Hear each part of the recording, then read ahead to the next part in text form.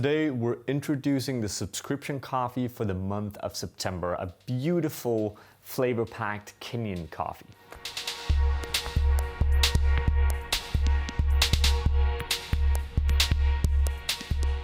Welcome back to another episode of Coffee with April.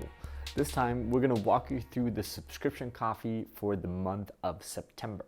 And we're very excited to bring you our latest Kenyan coffee. So this is actually the second Kenyan coffee we have for the season. As most of you know that have been following us, Kenya has been quite a controversial subject here at April for the last few months. We've done plenty of videos about it, both in terms of green coffee sourcing, but also roasting. So if you want a more in-depth story, please look at those videos as well. What we're doing here today is walk you through the basic details of the green coffee, the roasting, and the brewing, as we do with all of our subscription coffee month per month. So the coffee, as I told you, is from Kenya, more specifically a region called Embu that we traveled through extensively in December last year. What we see in that region is that most of the altitude, as with this coffee, is up around 1600 to 1700 meters. As most commonly in Kenya, we see a lot of cooperative structures, and this coffee is also a cooperative structure coming out of the Nyawira factory, which today has just about 600 to 700 members. Again, which we talked about before, when it comes to Kenya, traceability is hard to know the exact numbers. That being said, we're very excited about this coffee because we believe it to be one of the few Kenyan coffees this season that actually display evidently these classic Kenyan notes that we've been looking for quite some time. When I say classic Kenyan notes, we're talking blackberry, we're talking blueberry, we're talking like this intense winey character, which we tend to love in Kenyan coffees. And the last seasons has been more and more difficult to find. Now, more details on the coffee. Again, classic wash processed. When it comes to Kenyan coffees, this season, at least, we choose to be transparent with it. We see a wide range of different varietals, right? So we're talking about the classic SL28, SL34, but we're also talking about Bathian and Brew 11. Now, it's hard to say exact composition of these varietals in the lot. We believe, or we're told, that the majority of the coffees are SL28 and SL34, which is also what we believe to be tasting in the cup profile. But it goes without saying that it's hard to get a Kenyan coffee this season, or just in general, that hasn't displayed any other of the other varietals, right? So keep that in mind when it comes to Kenyan coffees. Moving on and taking a closer look on how we actually roasted this coffee. Again, we told you before, we have a few roasting videos concerning Kenyan coffees. Now, we're trying not to generalize, as in we don't have one profile for every Kenyan coffees. But if you want a bit of insight, take a look at the other videos we have roasting our Kambanji coffee, which is the first Kenyan coffee for the season.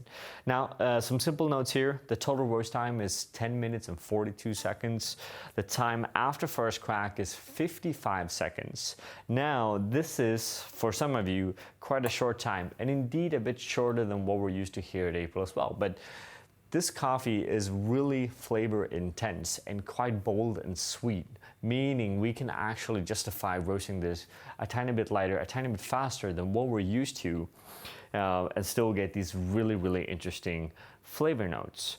With this as well, as we told you before, comes when we do an initial soak in the roast, meaning a lower temperature in the beginning of the roast to stretch out the total duration, we find quite often that we can actually work with a lower time after crack because we get enough development as it is due to that initial soak.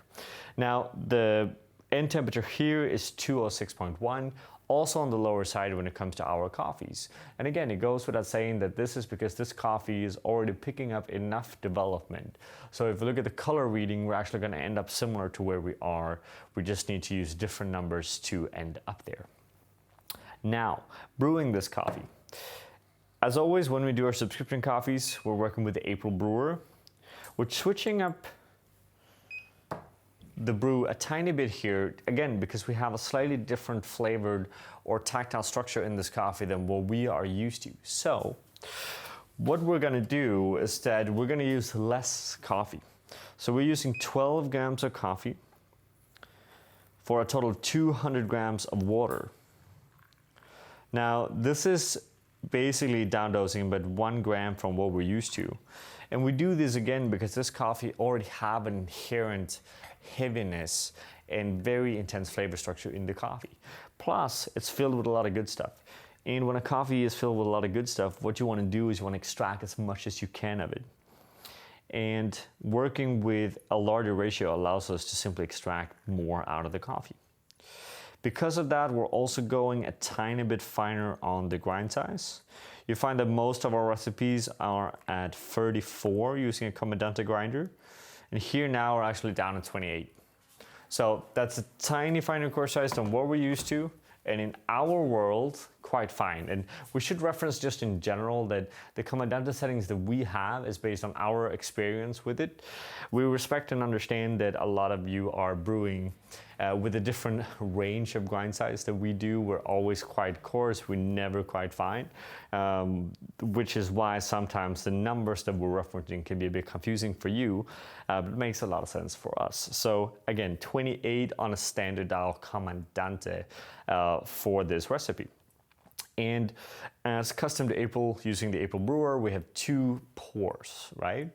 We're starting with 100 grams, we pour that within 10 seconds, we wait up until 30 seconds, and then we pour the remaining 100 grams. Now, each of those pour are identical. In this case, a 40 gram circle pour leading up to 60 gram center pour. Again, that's one continuous long pour. And the second is exactly the same.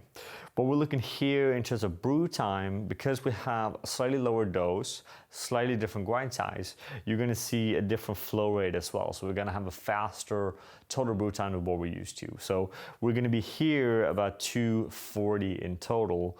We're gonna see all of that water going through the coffee bed, and then we're basically done. Now, again, if you wanna regulate strength here, you want a slightly stronger coffee, then recommend going a bit finer on that grind size. You want a lighter coffee, go a bit coarser. But I would say stick with the ratio, because this coffee is packed with a lot of good flavors and we want to be able for you to taste them all. Now, a side note, and the last point, is also time after roast. So we advocate this quite often. We do it with this coffee as well. Let the coffee rest for about 2 weeks after roast, and that's when it's going to start tasting the best. Usually what we do, especially here in our own store, is that we're actually opening the bag 1 day before we're supposed to brew it. So even if it's rest for 2 weeks, open the bag, close it again, let it stand until the next day, and then it will be the best version of your coffee. Now, with that, thank you guys for watching. As always, if you have any questions, just let us know. We're always happy to reply on any comments you might have, and we're also super interested in hearing what you think about this coffee once you tried it. Thank you for watching. Enjoy your day.